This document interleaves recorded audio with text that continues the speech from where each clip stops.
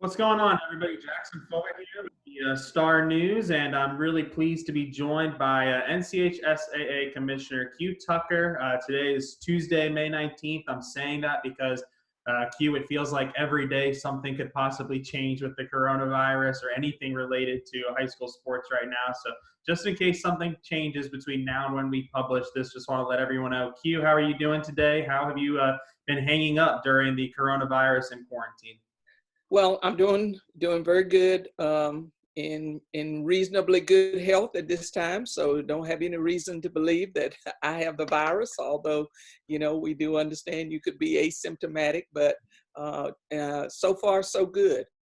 Awesome. Throughout this time out of the office, have been working from home, and really, I think I've worked much more and more intensely than if I had been in the office. So there may be some real advantages to being able to get back into the office soon. Yeah, I understand that completely. It feels like I might not be working as hard because I'm at home, but that's definitely not the case where, the NCHSA is still super busy. I know newspapers across the state still busy producing local content. Obviously this a lot of talk, with anything related to high school sports or really any news across the world right now is about COVID. Take me back to when the NCHSA first decided to put a pause on high school sports. I remember there was quite a bit of backlash on social media, but it turned out you were almost forerunners in your decision making and showed good leadership. Was it frustrating at all to see that backlash and kind of realize that, hey, a lot of other states and associations are going to be making the same decisions here pretty soon?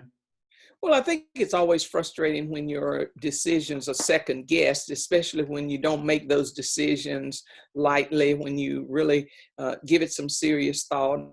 And obviously, as a staff, we consulted with our board of directors and let them know just exactly what was going on, because at that time, this was back March the 12th. I remember it well because we were just 2 days away from conducting our state basketball championships, and really had our press conference, and had been in discussion with NC State and UNC on the evening of the 11th. That was on that Wednesday night. The men's ACC basketball tournament was underway. But at that point, there were a lot of things that were happening behind the scenes at those universities that we really didn't even realize we needed to be as concerned about at the time. And of course, we got that call then on Thursday morning on the 12th about midday that essentially said the ACC men's tournament has been stopped and it is over. And we no longer will be able to host you on the campus here at NC State and here at UNC. So by then we had already reached out to our board and realized that we needed to go ahead and make some further decisions, not just because of the basketball situation, but because some of our school systems were already saying, we're not going to allow our teams to travel outside of the county. We're only going to allow them to play schools within the county. So as we looked at that and realized that our spring sports scheduling was in jeopardy in terms of teams being able to play each other, we knew we needed to do something. So we decided to be proactive, and fortunately for us, it was the right move, because very quickly after the 13th on that Friday, March 13th, I believe the governor then made his announcement about schools being closed. Actually, I think he did it on that Saturday. So we did get out ahead of it, and I'm pleased with that. That we were proactive instead of reactive at that situation. Not pleased that we had to do it, but obviously you want to at least be in a position where you're driving your own ship, so to speak.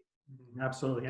And things definitely moved quickly after that Thursday. It felt like not only in high school sports in North Carolina, but across the country.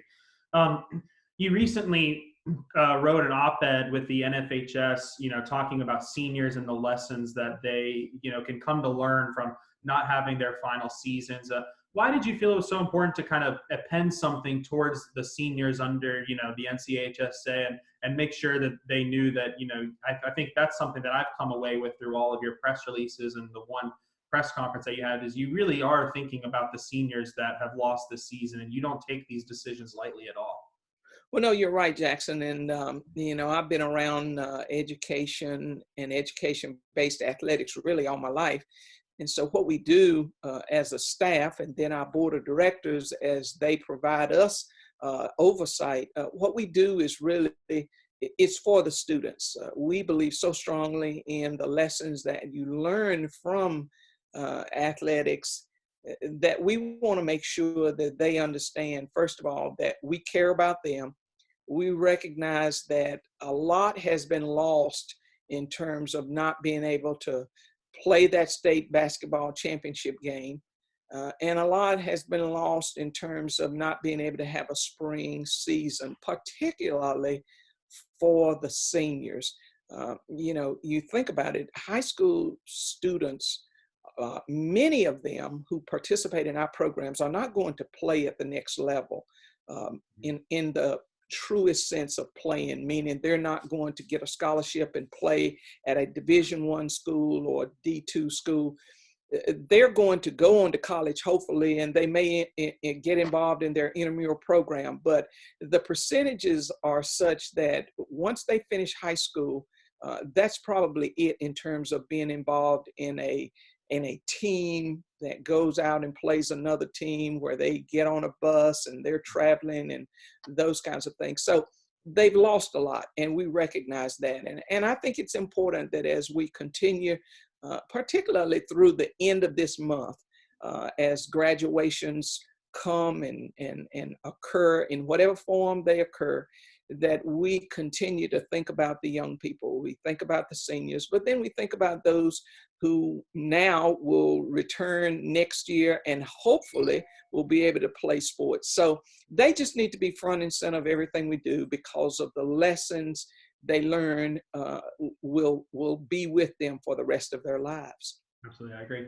And speaking of the NFHS, I know they released their guidelines for, reopening sports today. And I can imagine we can't get too many specifics yet. I'm sure you're reviewing them, but how closely do you anticipate the NCHSAA, following, and how much of an impact will those guidelines have in the next steps that the state takes for our local high school sports? Well, obviously, we're always appreciative when we get a document or we get some resource materials that can serve as a framework, because that old saying, you don't always want to have to reinvent the wheel. And so by the Sports Medicine Advisory Committee from the national level doing some of that legwork that all state associations across the country can use, it puts us ahead of the game. Now, what everybody has to remember, and this is where it gets tricky. People think that, oh, they just released those guidelines. This is it. All we have to do now is just follow these guidelines and we can start returning to play next week or June 1, whatever that date is. But it's just not that easy. It's not that simple. The third paragraph on the first page of that document is very clear that these are ideas, suggestions that state association can use in conjunction with their state and local entities, their state and local leadership. So for us, that document is a guide. It can serve as a framework for us as we work with our Department of Health and Human Services at the state level, as we work with the State Board of Education, that they will then be able to say, hey, let's see how we can plug in what we think works here in North Carolina. So that's why that document is really valuable, because it does give us a framework to move forward from this point. Absolutely. The one thing I found interesting about the document that the NFHS released today, and for those watching that haven't seen it, you can find it at the NFHS website, is they did tier the sports in most vulnerable or dangerous isn't the right word, but sports that could be susceptible to easy transmission. Do you envision is it possible to have a scenario where some high school sports are playing this fall or winter and others are not, just based on how easy it is to maintain social distancing? Well, if you ask me what my crystal ball says, I hope we can be playing all of those sports, okay? But, I have to step back and think about where we were on March 13th and where we are today, and recognizing that social distancing is key to kind of helping contain and control the coronavirus, understanding that, personal hygiene is very, very important. Once we think about those things, then we can start to look at, all right, the sports and activities we sanction through the High School Athletic Association. Are those sports and activities such that we can provide the social distance that is necessary?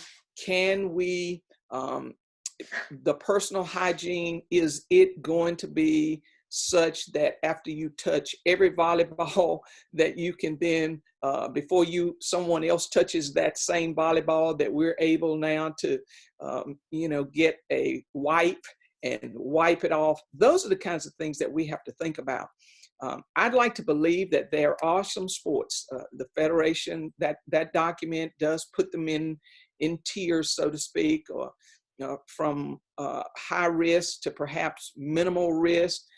And of course, I had the privilege of being involved in a Zoom meeting yesterday where we listened to the chairperson of the Sports Medicine Advisory Committee at the national level, and he kind of walked us through that document and talked about how they came up with the decisions about which sports are at the highest risk. And obviously we know football is there, and of course most people saw that right away, and that becomes very, very concerning.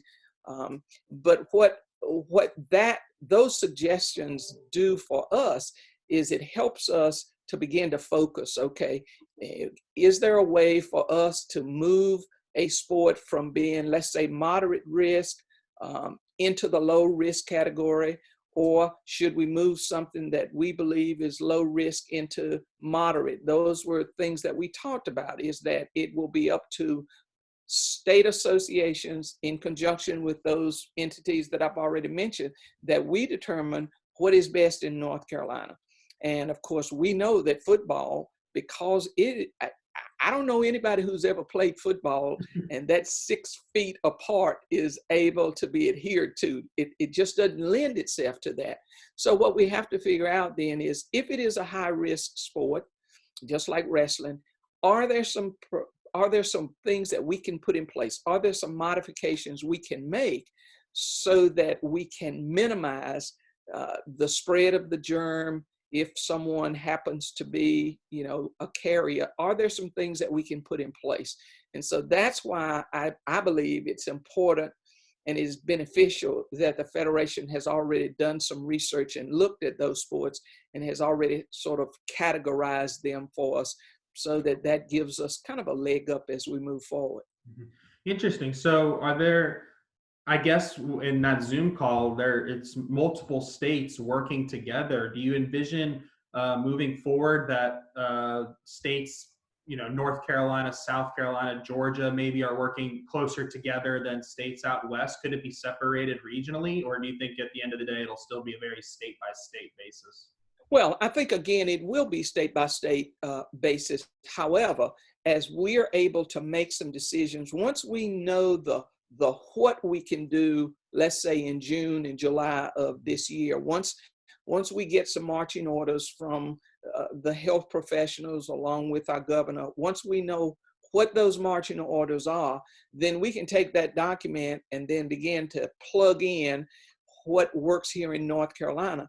But it's important to keep in mind that many of our schools that border Georgia, that border Tennessee, and that border South Carolina, they play each other.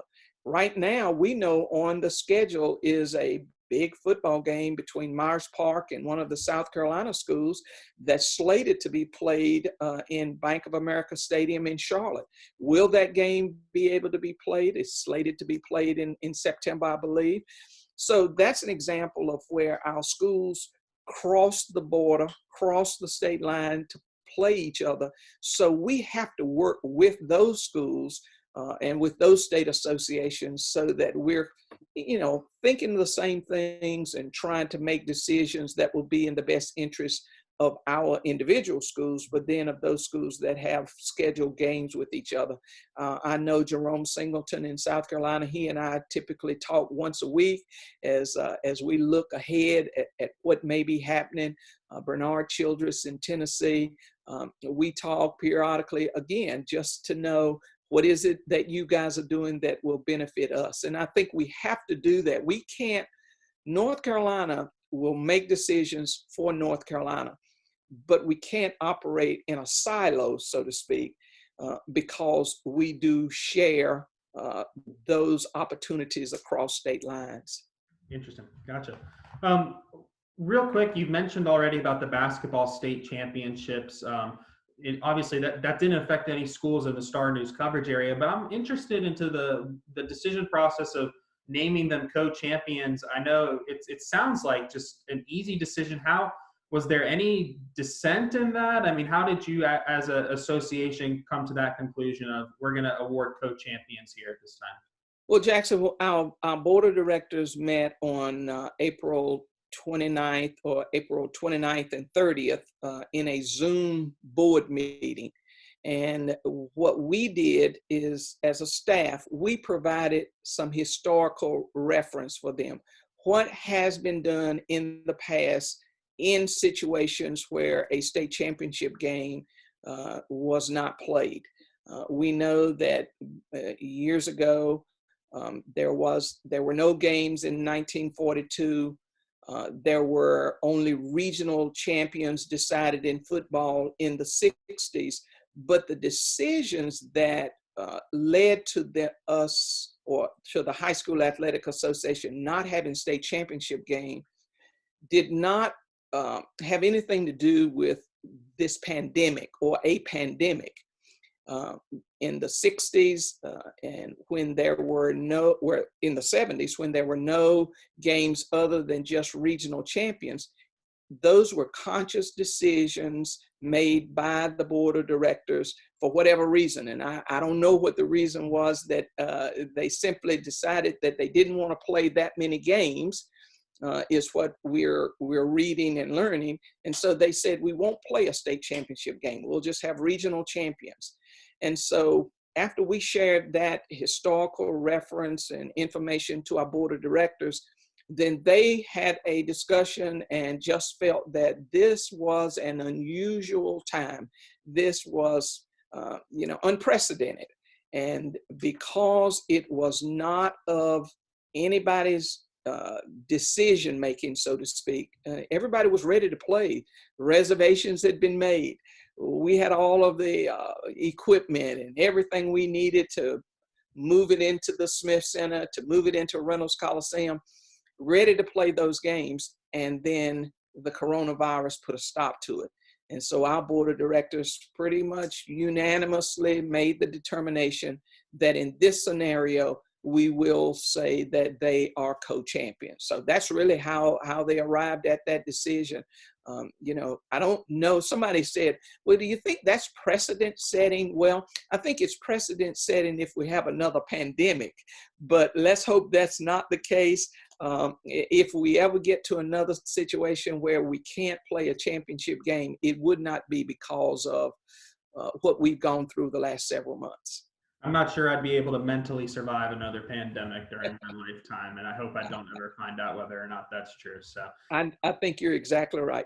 Hugh, I'm sure you don't know this, but I am a huge soccer nut down here in Wilmington, North Carolina, and I have been advocating for there to be ties in conference soccer whenever I talk to people. And I know the NCHSAA just recently went back to conference games can end in ties after a little bit of overtime period, but there will not be penalty kicks. If you can, just what went into that decision? Was it help from coaches? Was it something, just a change in policy that you felt was required after 2 years? Kind of walk me through what went into that decision-making process. Well, when the decision was made that we wouldn't have the ties, it really came about because there were some inequities, or there were decisions being made that were not the same across a particular conference. And so there was a concern. So that was addressed and shared with the board of directors. And after listening to, we sent out a survey, asked the soccer coaches to kind of give us some information. They really couldn't come up with exactly what, it wasn't cut and dry, so to speak. So the board said, okay, we will not have any ties. And so they put in place the rule that we used for the last, I guess, couple of years. And that was that it would all end with the penalty kicks. And, what ended up happening there is that athletic directors and soccer coaches in particular, especially your purists, the soccer coach purists, they said the rules allow for ties, and this is just not right. It was extending the games, and they felt like it was just maybe even a safety issue, although there was nothing really to base that on. And so what our board said then is this: all right, we just need for the soccer coaches to decide, what is it you want? And so we sent out another survey and asked the soccer coaches, tell us what you want. And so they did want the opportunity to be able to at least solve it or determine a winner on the field, but let's don't just keep going as long as you would go under other circumstances. And so that's the rule that we now have, is that we will play those overtime periods, and then that's it. If it's still tied, it remains tied, and then you move on with it. It's interesting. You just jogged my memory. I can vividly remember now sitting at the Laney gym, and I had just earlier that day, I think, tweeted something, something stupid on Twitter about how soccer should have ties. And Fred Lynch saw that, and I know he's a part of your board of directors. And he came up to me and said, "Now I want to explain to you why we don't have ties right now. It's because the soccer coaches couldn't come to an agreement. So we started with this, and maybe in a few years we'll move to that." But that's exactly why. And as soon as you said that, the first part explaining, it jogged my memory. I can remember Fred telling me that in the late. Yeah, that's right. It's funny. Coaches think they know what they want until they get it, and then they think, I don't know if this is really what I wanted. Maybe we better do something different. And so I think it took a couple of surveys really to be able to finally get a real idea of what the soccer coaches wanted. And so we hope now that we've got it and we can move on and we won't have to deal with this again, at least in my lifetime. Okay. A few last questions for you, Q, unrelated to the NCHSA and the coronavirus for that matter. Speaking of Laney, have you gotten a chance to watch any of the ESPN's The Last Dance documentary about Michael Jordan? I really have. It's been quite an interesting documentary, just seeing some of the things that go on behind the scenes, and at the professional level, that really is kind of something we can't touch. But then to be able to see them in the locker rooms and see them talking and bantering back and forth, you have to look beyond the foul language, the profanity, because we would be ejecting people right and left if we all of that kind of stuff. But it is interesting to just see how that has worked and to just really get to know, I guess, Michael Jordan, our native son, and just really what was going on in his mind as he, left UNC. And I don't know that I ever really knew how he finally came to that decision. And I don't remember him actually standing at the microphone making the announcement that I'm turning pro and all of that. But just to kind of, it causes your mind to just kind of go back, and it brings you to, maybe where we are today. And really and truly, if you think about it, the NBA is a lot different today than it was even when Michael was playing. So I've really enjoyed that. It's been a nice diversion, and I think it has given us some sports to be able to look at during this time of not really having sports. And Lord knows we need some sports back in our lives in any fashion. So, and finally, Q, I asked this question for everyone that kind of joins me on one of these Zoom interviews. Let's put high school sports to the side, but if you could snap your fingers and have one sport back in your life on TV now, whether it was the missed March Madness or golf majors, tennis majors, the NBA playoffs, what would Q Tucker snap her fingers and put back on her TV right now? the women's NCAA basketball tournament, because I was so excited to be able to see the University of Oregon, to watch South Carolina, to watch those two teams to see if they would end up meeting each other in the finals. But just looking at what NCHSAA has done out at the University of Washington, watching what Dawn Staley, because see, when I was at NC State, Dawn Staley was a player at UVA. Mm-hmm. And so I've kind of watched her now as she's, grown her career and is an outstanding women's coach at South Carolina. But I was just looking forward to that. And then NC State had won the ACC Women's Championship. So I thought that whole tournament was just going to be wide open, and I was so looking forward to that. So if I could snap my finger and bring that back, that would be it. That would be quite the matchup. It would feel like the best team, South Carolina, against probably the best player. Absolutely. Sabrina, and it would have been exciting to watch. Awesome, Commissioner Tucker. I really appreciate you joining me today. Thank you so much for your time. I hope you stay safe, sane, and healthy, and really looking forward to talking to you about high school sports in the hopefully near future instead of any pandemic going on in this country. Thank you very much, Jackson. I really appreciate getting the opportunity to just talk about education-based athletics. And so thank you for having me on. Yes, ma'am. Have a good one.